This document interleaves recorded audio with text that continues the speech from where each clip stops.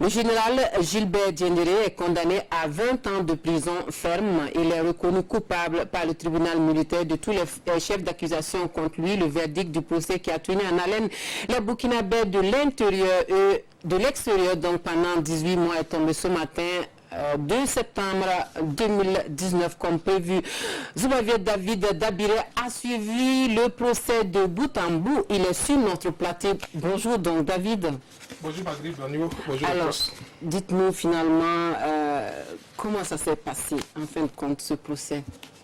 Alors, ce matin, vous savez que depuis le 27 février 2018, la salle de banquet de Ouagadougou 2000 a été transformée en siège du tribunal militaire de Ouagadougou où se déroulait le procès Puig de septembre 2015. Alors, après 18 mois, vous venez de le rappeler, après 18 mois de débats procédural, des débats procéduraux et au fond, nous avons le verdict ce lundi 2 septembre 2019 et de ce verdict, on peut retenir la condamnation à 20 ans de prison ferme du général Gilbert Diendéré, présenté depuis le début de cette affaire comme la figure de proue du Puig de septembre 2015. Alors, à sa suite, vous avez 10 ans de condamnation ferme pour le général Djibril Bassolé pour trahison. Et pêle-mêle, pour aller un peu plus vite sur cette question de peine, 11 ans de prison ferme ont été requis pour les capitaines Hussein Zombri et Dao, qui étaient de l'ex-RSP aussi. Alors, il y a eu aussi des acquittements à ce procès. 7 personnes ont été acquittées pour infraction non constituée et au bénéfice du doute. Il s'agit du colonel Omer Batuno, le capitaine Gaston Ouedraogo, le sergent Boué Médard, le major Koumbia Moutouan, Fatmata Thérèse Diawara, qui avait été impliqué dans cette affaire pour les communications et téléphoniques, a été acquitté au bénéfice du doute. Le caporal Ishaka Ouedraogo et le bâtonnier, l'ex-bâtonnier, l'ancien bâtonnier de l'ordre des avocats burkinabé, Traoré Mamadou, qui avait été inculpé dans cette affaire, est lui aussi acquitté au bénéfice du doute. Alors, quelle est l'ambiance ce matin au tribunal militaire? Quelle était l'ambiance qui y régnait? Alors, c'est une ambiance de grand jour, comme on en voyait rarement maintenant au tribunal militaire, parce que dès le début, c'était une foule de grands jours. Et après, au fil du procès, l'engouement n'était plus au goût du jour. Mais aujourd'hui, nous avons remarqué une forte mobilisation des populations, aussi bien des victimes, des parents des victimes, des parents d'accusés et des organisations de la société civile qui ont pris d'assaut et la salle de banquet de Ouagadougou 2000 transformée, je le disais, en siège du tribunal militaire de Ouagadougou depuis plus d'une année maintenant. Alors c'était une salle pleine comme un neuf avec des populations disciplinées. Voilà, c'est aussi ce qu'on peut retenir. Ils étaient vraiment disciplinés. Maintenant, bon, c'est à la sortie, après la livraison du verdict, bon, on a pu recueillir un certain nombre de réactions. Bien sûr, des réactions d'avocats et des réactions de population. Alors, et ce qu'on peut retenir, c'est que c'est un procès qui est différemment apprécié selon que l'on soit parent de victime ou encore parent d'accusé. Okay. Et justement, après la décision de justice, donc les avocats des parties civiles se félicitent de la tenue du procès pendant que ceux de la défense crient donc à une justice à double vitesse. Pour eux, justice n'est pas rendue. Réaction au micro de Draman Guéné.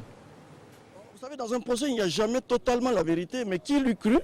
Qui lui crut un jour que le général Diendéré, le général Bassolé et tous ces militaires qui, il y a quelques années de cela, étaient les hommes forts de ce pays, pourraient répondre à des questions de simples victimes. Pour nous, déjà, c'est ça, la victoire dans ce procès. Et ce que nous espérons, c'est que ce verdict, ce procès, soit le glas sonné pour tous ceux qui pensent qu'on peut accéder par la force au pouvoir au Burkina Faso, surtout en assassinat. C'est surtout ça notre grande satisfaction. Mais il faut dire quelque part que même les victimes, elles vous le diront, il y a une certaine tristesse parce que nous aurions été satisfaits de ne même pas nous retrouver au procès avec des frères qui ont tiré sur nous à des jours où nous n'avions rien fait, où nous étions désarmés. Donc ce que je pense, c'est que c'est une victoire pour le peuple burkinabé, c'est une victoire pour l'état de droit ce procès. 20 ans, c'est excessif.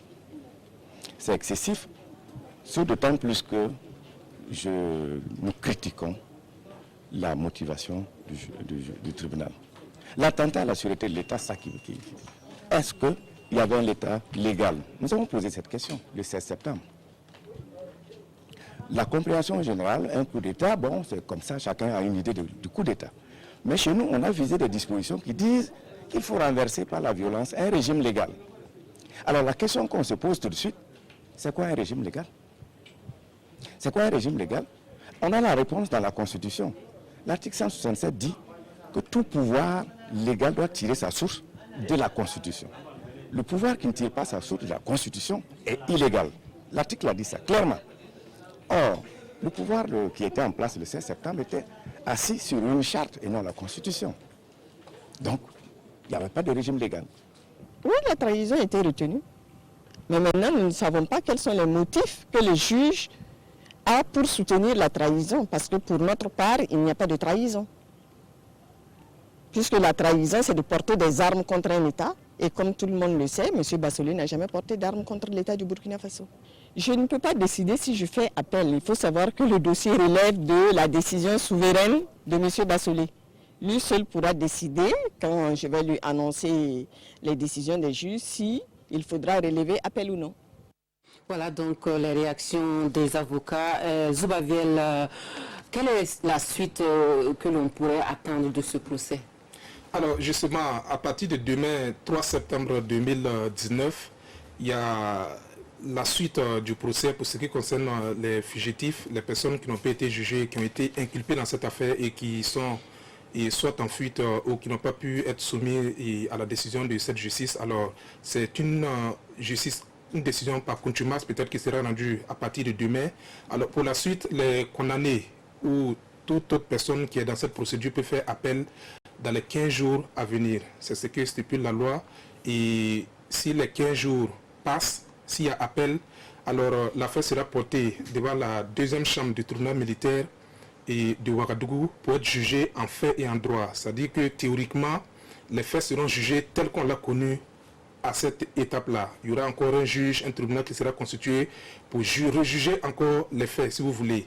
Et si à ce niveau-là, il y a encore peut-être une sorte d'insatisfaction, l'affaire peut être maintenant portée à la Cour de cassation qui juge en droit. C'est-à-dire qu'on regardera peut-être la procédure de voir si tout a respecté les règles et on va prononcer une décision finale. Voilà, okay. C'est un peu comme ça que les choses devraient se passer. Merci voilà, beaucoup. En principe. Voilà ce qu'on pouvait retenir donc du verdict du putsch de septembre 2015, verdict qui est tombé ce matin. Donc vous restez avec nous pour la suite de notre journal.